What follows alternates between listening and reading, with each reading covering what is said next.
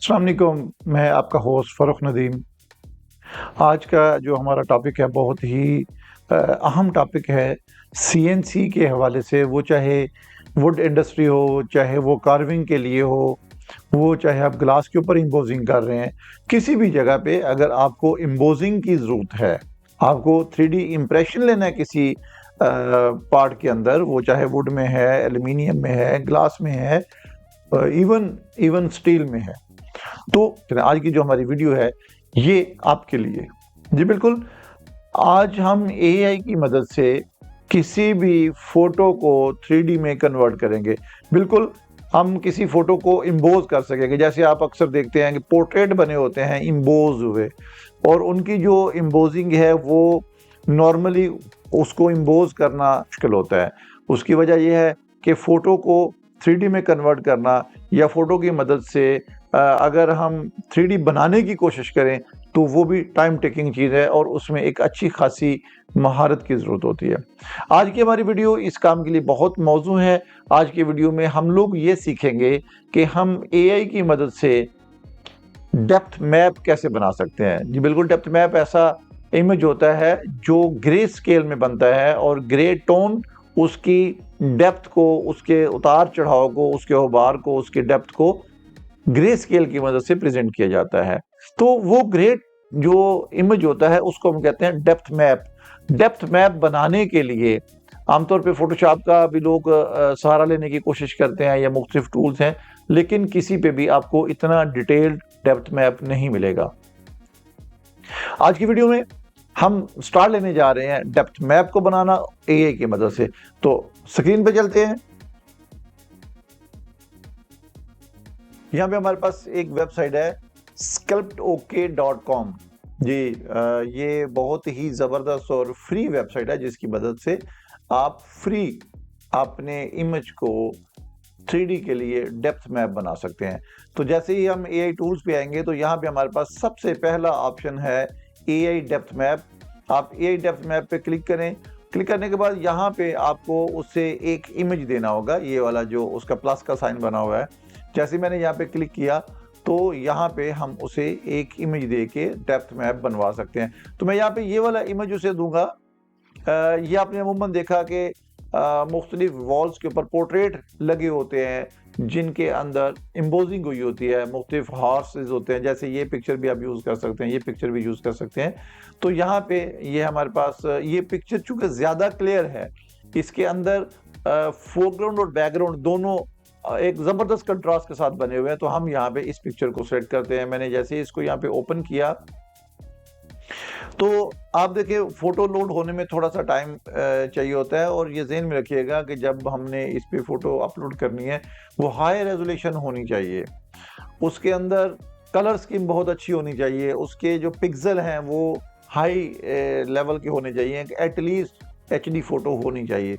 Size भी थोड़ा बड़ा हो, पिक्सल उसके ज़्यादा बड़े हों, उसकी पिक्चर क्वालिटी अच्छी हो। जितनी अच्छी पिक्चर क्वालिटी होगी उतना रिज़ल्ट आपको अच्छा मिलेगा। अच्छा, जैसे ही हम इसके फर्दर डिटेल्स में जाएँगे तो हमारे पास यहाँ पे कुछ ऑप्शन मौजूद हैं कि आप उसकी लुक क्वालिटी को एनहांस करना चाहते हैं, तो वो आप यहाँ से भी करवा सकते हैं। उसके बाद आप उसके बैकग्राउंड को रिमूव करना चाहते हैं, तो वो आप यहाँ से भी करवा सकते हैं। यहाँ पे इसमें कुछ और भी ऑप्शंस हैं। जैसे देखें, अभी सबसे पहले उसने क्या किया कि उसकी रेज़ोल्यूशन को मज़ीद एचडी किया।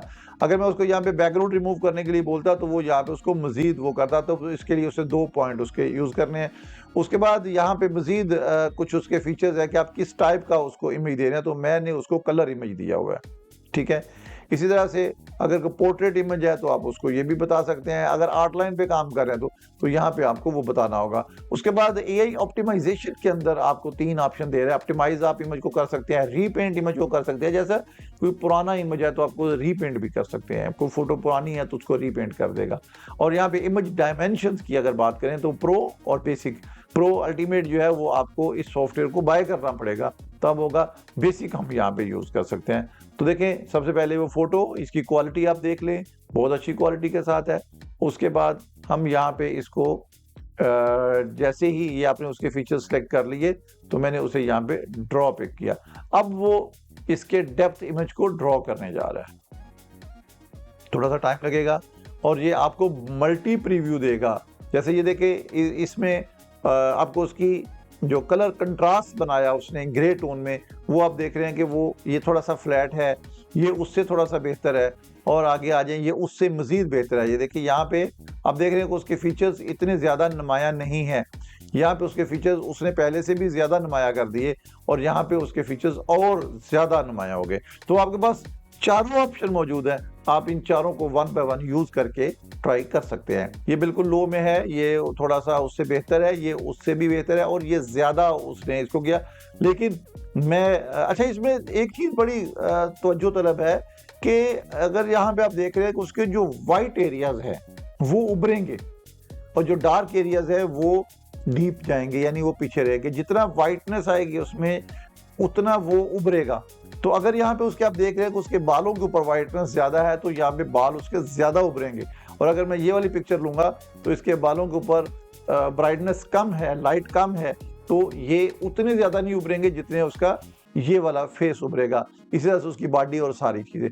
तो हम इनको ट्राई वन बाय वन कर सकते हैं, कोई ऐसा मसला नहीं है। और अगर आप इसका प्रीव्यू विदाउट वाटरमार्क देखना चाहते हैं वो भी देख सकते हैं। 3D प्रीव्यू यहीं पे देखना चाहते हैं तो आप यहाँ पर भी उसका 3D प्रीव्यू देख सकते हैं। आप इसको ऑर्बिट करके देख सकते हैं। ये देखें उसकी थिकनेस आपको वाज़े नजर आ रही है, और आप इस थिकनेस को कम या ज्यादा भी कर सकते हैं।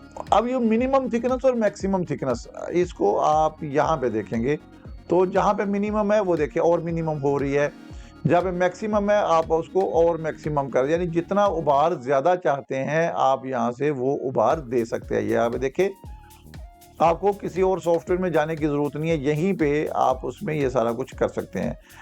इसी तरह से उसके एंगल के हवाले से ये देखिए, आप अगर इसे राउंड करके बनाना चाहते हैं, जैसे आपको अगर सिलेंड्रिकल आपके पास लेथ है तो आप उसके ऊपर इसको राउंड करके भी बना सकते हैं। ये देखें इस तरह से आप इसको राउंड फॉर्म में भी उस पर बना लेंगे। अगर मैं इसका टेक्सचर यहाँ पे ऑफ करता हूँ तो आप इसको और नुमाया फॉर्म में देख सकते हैं।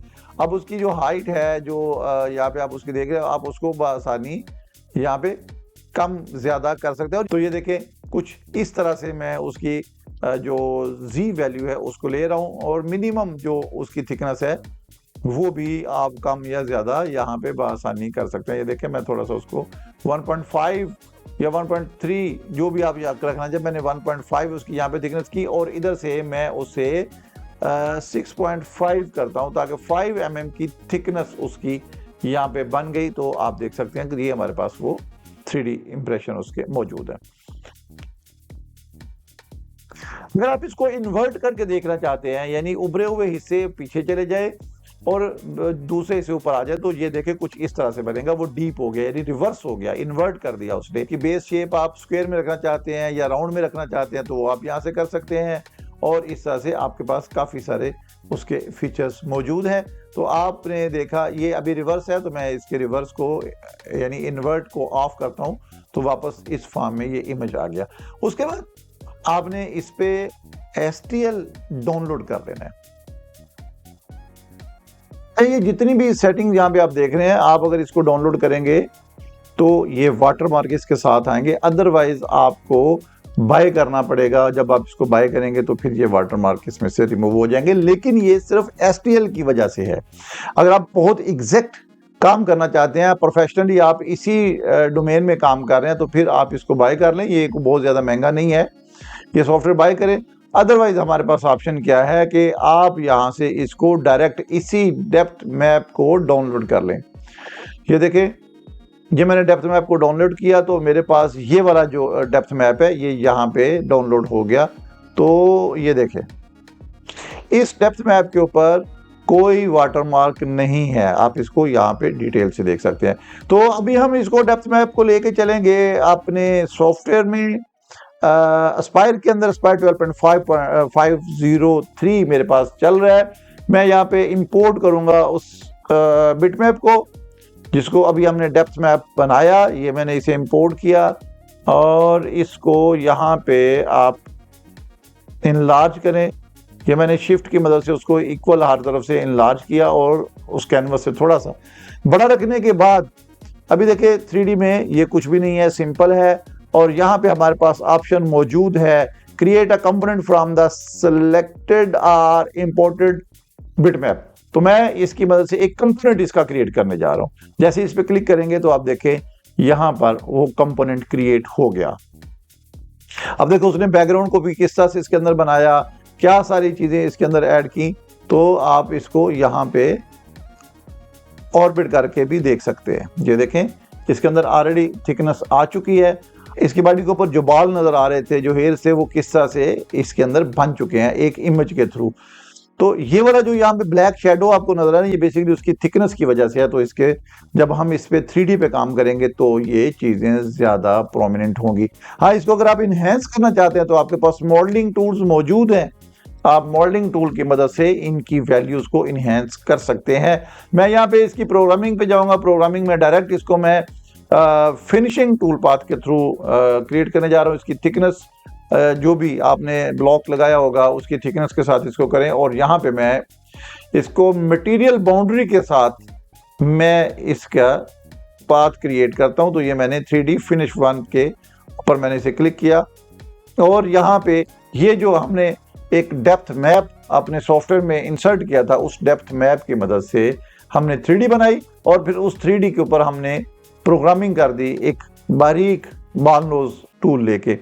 और जैसे ही हम इस पे जाएंगे तो यहाँ पे हमारे पास ऑप्शन मौजूद है प्रीव्यू ऑल टूल पाथ का। मैं थोड़ी सी इसकी स्पीड स्लो करके इसके प्रीव्यू पे जाता हूँ, तो यहाँ पे आप देख सकते हैं कि उसने उसका प्रीव्यू देना शुरू कर दिया। जी बिल्कुल, ये बड़ा ज़बरदस्त फीचर है इस मकसद के लिए।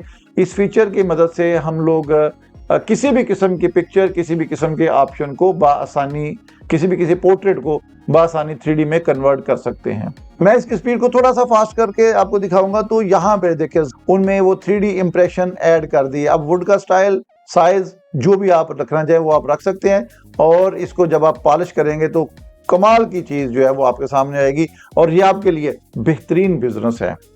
आप बड़ी खूबसूरत साफ सुथरी वुड को यूज करें, लकड़ी को यूज करें, और उसके ऊपर मुख्तलिफ पिक्चर्स, मुख्तलिफ सीनरीज लेकर इस तरह का काम करना शुरू कर दें। छोड़ दें हम मार्केट को सर्विसेज देना।